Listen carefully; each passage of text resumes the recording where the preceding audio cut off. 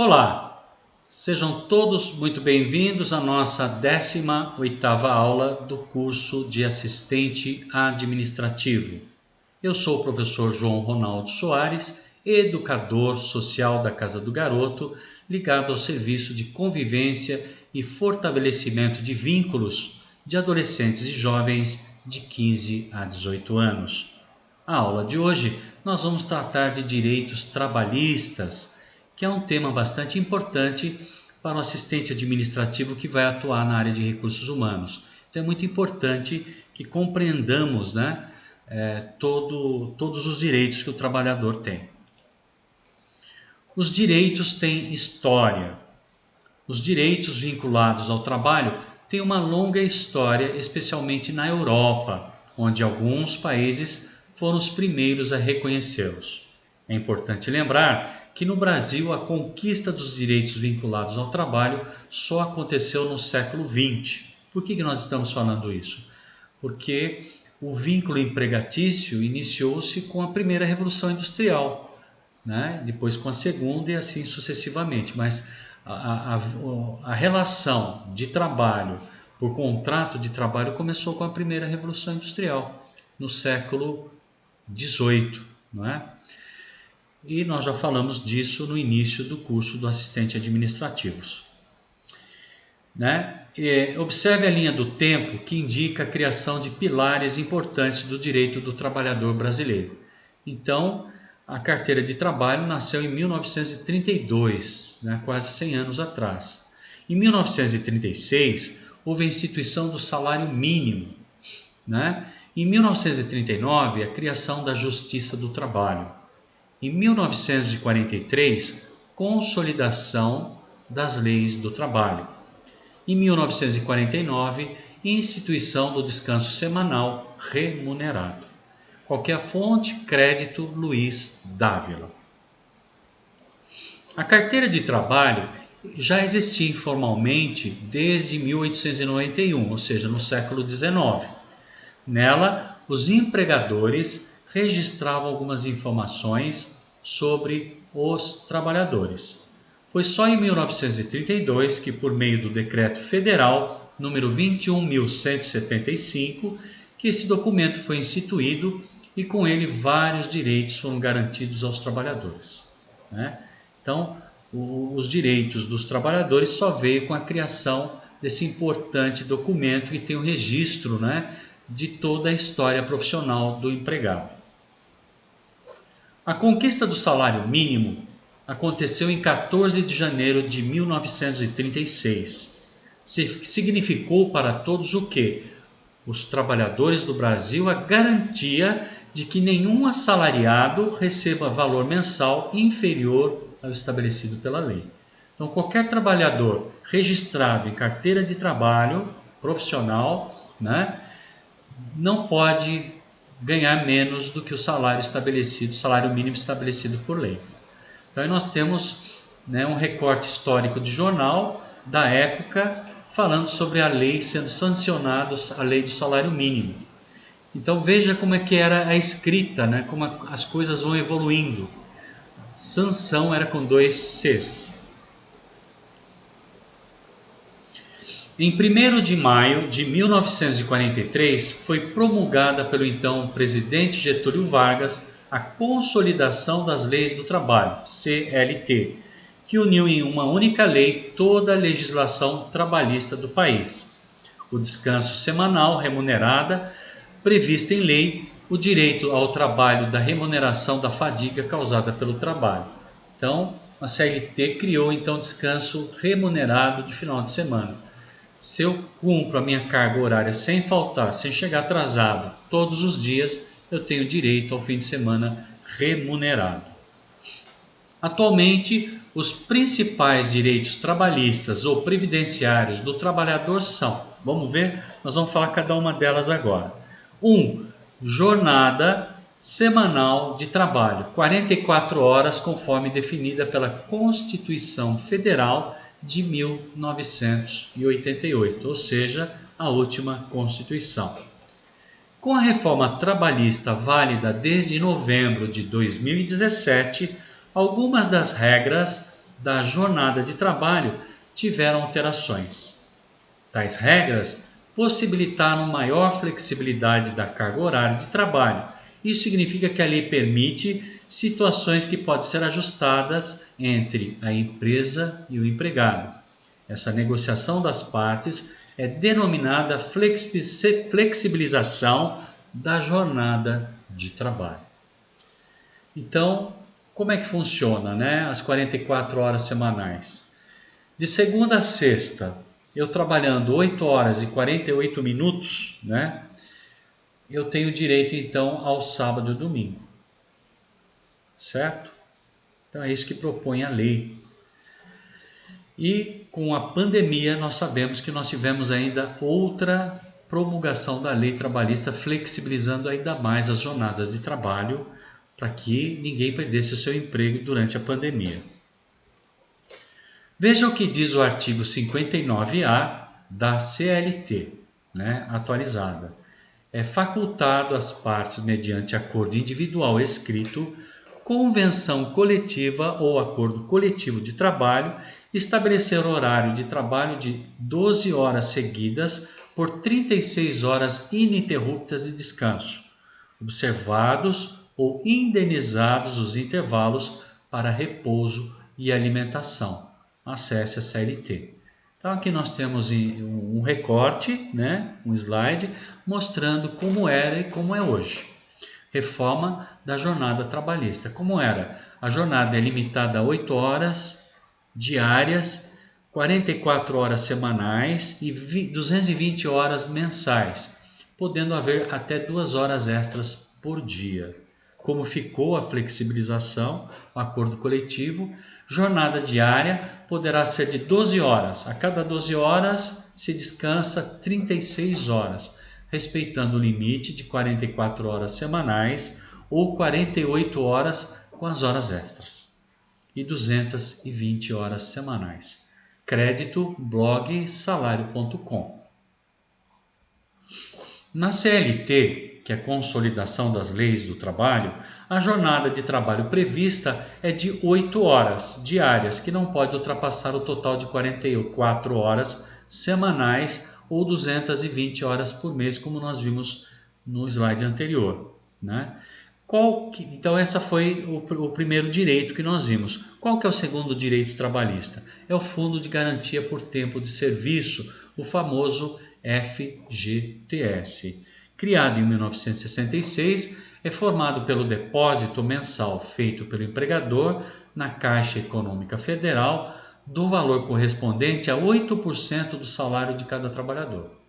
Então, o trabalhador é retirado dele 8% do salário, né, calculado, e acrescidos então na Caixa Econômica Federal a título de fundo de garantia por tempo de serviço.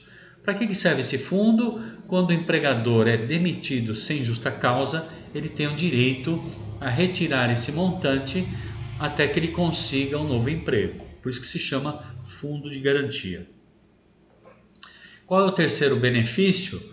Férias remuneradas de 30 dias, com o valor do salário normal acrescidos de 1/3 desse valor. Por exemplo, se o salário é de R$ 1.500, o salário a receber no mês de férias é de R$ 2.000, certo?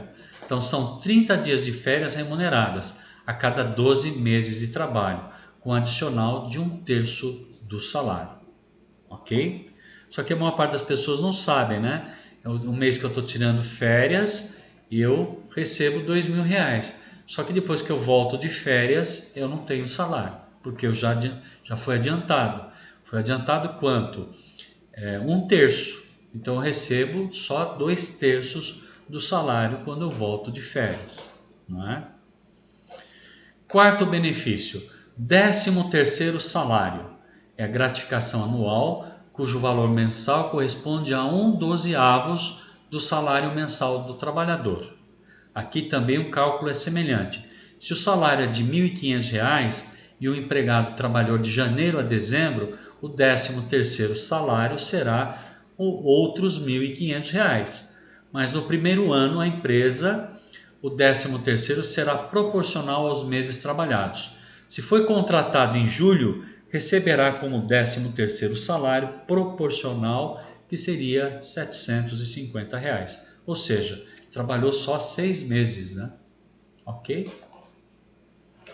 Aviso prévio em caso de demissão. Comunicado de rescisão de contrato de trabalho com duração de no mínimo de 30 dias, podendo, pelas novas regras, chegar até 90 dias de acordo com o tempo de serviço da empresa. Então, eu estou para ser demitido, a empresa tem que me avisar 30 dias antes, para que eu tenha, né, condições de conseguir o emprego em seguida, né? É assim que funciona. Algumas empresas remuneram, elas preferem que o empregado não trabalhe esses 30 dias, então paga-se esse mês e a pessoa não precisa comparecer ao trabalho. Mas a maior parte das empresas exige esse aviso prévio, então a pessoa tem um mês aí de trabalho até ser desligada. Ela é avisada antes. Sexto, adicionais salariais por periculosidade ou insalubridade. Esse é um tema que gera um pouco de confusão nos seus conceitos. Então nós vamos aqui clarificar, né? Sempre que o assalariado exercer seu trabalho em condições perigosas ou nocivas à saúde, ele tem o direito a receber mensalmente um percentual adicionado ao seu salário como forma de compensação, né? Esse percentual varia conforme a classificação do grau de risco ao qual o trabalhador é exposto. No caso de insalubridade, 10% para nível baixo e 20% para nível médio e 40% do salário para médio alto. Para saber se seu trabalho é considerado insalubre, pesquise o artigo 189 da CLT no site do Ministério do Trabalho e Emprego. Então, o que é insalubridade? É quando o emprego, o trabalho afeta a sua saúde. Vamos dar um exemplo? Trabalhar no meio do pó é um trabalho insalubre, né? Pode me gerar problema de saúde mais tarde. Ou um local muito ruidoso, né? Também pode me causar danos na audição. Então, é um trabalho insalubre, né? E um trabalho de periculosidade. Existe risco de vida. Por exemplo, um eletricista que trabalha em linhas de tensão. Ele pode cair de lá. É um perigo, ele está trabalhando num local que tem risco de vida. Ou um mergulhador, por exemplo, que trabalha em alta profundidade. Ele está correndo risco de vida. Então, por isso, ele também tem esse direito de receber um adicional no salário. Tanto quem tem insalubridade, como quem trabalha em um emprego que tem periculosidade, risco de vida. Um é doença e o outro risco de vida. Sétimo, adicional noturno para aqueles que realizam seu trabalho entre 22 horas e 5 da manhã. Então, quem trabalha à noite, por justamente estar colocando, né, as suas horas de sono em função do trabalho, tem o direito de um adicional também. Seu pagamento é feito da seguinte forma: a hora que normalmente é computada como 60 minutos passa a ser 52 minutos e 30 segundos, sofrendo assim uma redução de 7 minutos e 30 segundos, o que equivale a 12,5 da hora regular. Seu valor será 20% maior que aquele pago pela hora diurna, né? Então, alguém que tem um salário normal de R$ 2.000 na hora diurna, né? Quem trabalha à noite vai ter um adicional de 20%, né? Que daria mais R$ 400, se eu não estou enganado, não é isso? Então, é isso. Quem trabalha à noite tem o direito a ter um salário maior para compensar o trabalho noturno. 8. Estabilidade de emprego por acidente de trabalho. Se o trabalhador sofrer acidente de trabalho, ele terá garantia de emprego de 12 meses após o término do auxílio-doença, né? Então, ele é feito toda uma documentação, né? Que é de acidente de trabalho, e ele fica afastado até restabelecer sua saúde. Depois que ele volta para o trabalho, ele tem uma estabilidade de 12 meses, tá certo? O empregador não pode mandar embora. Nona, estabilidade de emprego para a mulher em caso de gestação, após a confirmação da gestação, acrescida de mais 5 meses após o parto, para a licença maternidade. São previstos atualmente 120 dias. Então, a licença maternidade é um benefício previdenciário previsto na nossa Constituição Federal, confirmado pela Convenção Coletiva de Trabalho da categoria. Todas as mulheres têm direito a ela. Crédito, site Sindratel, Sindicato dos Trabalhadores em Telemarketing. Ok? 10º direito. Dispensa imotivada, sem justa causa, dá ao trabalhador o direito de receber adicional de 40% sobre o total das contribuições que a empresa efetuou ao fundo de garantia. Né? Então seria uma multa. Se está me demitindo sem justa causa, então a empresa é obrigada a pagar essa multa para compensar esse trabalhador. 11º direito. Direito ao pagamento de horas extras no valor estipulado pela lei. 12º direito, a aposentadoria por tempo de contribuição. Os homens têm que trabalhar 35 anos e as mulheres 30 anos para ter direito à aposentadoria. 13º benefício, a aposentadoria por invalidez permanente sempre que a perícia médica considerar a pessoa incapaz para exercer o trabalho. 14º benefício, seguro-desemprego. Quando o trabalhador for contratado por pessoa jurídica e for demitido sem justa causa, ele tem direito a receber até 6 meses de assistência financeira paga pelo governo federal. O valor varia de acordo com a faixa salarial. Então, muito bem, já falamos dos direitos do trabalhador, agora vamos falar do 1º de maio, que é o Dia do Trabalho. Você sabe por que essa data foi escolhida? Vamos entender um pouquinho da história? Desde o fim do século XIX, nos Estados Unidos da América, no Brasil e em vários outros países ocidentais, o dia 1º de maio é tido como Dia do Trabalho ou Dia do Trabalhador. Tal data foi escolhida em razão de uma onda de manifestações e conflitos violentos que se desencadeou a partir de uma greve geral. Essa greve paralisou os parques industriais da cidade de Chicago, nos Estados Unidos, no dia 1º de maio de 1886, ou seja, fins do século XIX.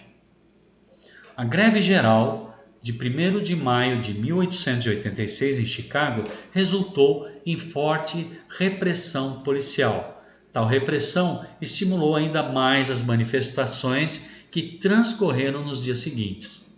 No dia 4 de maio, em uma manifestação na praça Haymarket, foi lançada uma bomba que explodiu matando 7 e ferindo dezenas de pessoas entre policiais e manifestantes. Temos aqui uma ilustração do dia, ocorrido.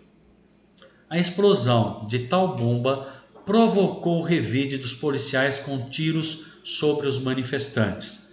Outras dezenas de pessoas morreram na mesma praça. Virou uma praça de guerra. Esse conjunto de eventos desencadeados a partir de 1º de maio tornou-se símbolo para manifestações e lutas por direitos trabalhistas nas décadas seguintes em várias partes do mundo. Então a gente vê pela história que todos os direitos trabalhistas conquistados no século XXI não foram de graça, custaram a vida de milhares e centenas de trabalhadores. Por isso que a gente tem que lutar para manter esses direitos conquistados. No caso específico do Brasil, a menção ao dia 1º de maio começou já na década de 1890, quando a República já estava instituída e começava um processo acentuado do desenvolvimento da indústria brasileira. Nas 2 primeiras décadas do século XX, começaram a formar-se os movimentos de trabalhadores organizados, sobretudo em São Paulo e Rio de Janeiro. Entre esses movimentos também figuravam ideologias como o anarcossindicalismo, de matriz italiana e o comunismo. Então, a formação de sindicatos e a luta pelos direitos trabalhistas veio importada dos imigrantes italianos, né? Que trouxeram consigo o anarcossindicalismo, o anarquismo. O ex-presidente do Brasil, Arthur Bernardes, que decretou o 1º de maio como feriado nacional no Brasil em 1925. E com isso nós estamos concluindo a nossa 18ª aula do curso de assistente administrativo. Falamos então de direitos trabalhistas. Espero que vocês tenham gostado e aguardo vocês na nossa próxima aula. Muito obrigado e até a próxima.